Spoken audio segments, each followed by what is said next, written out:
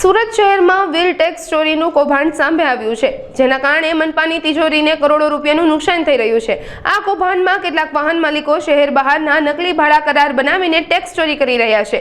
આ ગંભીર મુદ્દો સ્થાયી સમિતિની બેઠકમાં ગાજ્યો હતો, જ્યાં સભ્યોએ આ પ્રકારના ટેક્સ ચોરીને રોકવા માટે એક નક્કર પોલિસી બનાવવાની માંગ કરી હતી। આ અંગેની ચર્ચા દરમિયાન વાહન નોંધણી સમયે આધાર કાર્ડ ઉપરાંત અન્ય 2 પુરાવાઓ રજૂ કરવાનું સૂચન પણ કરવામાં આવ્યું છે।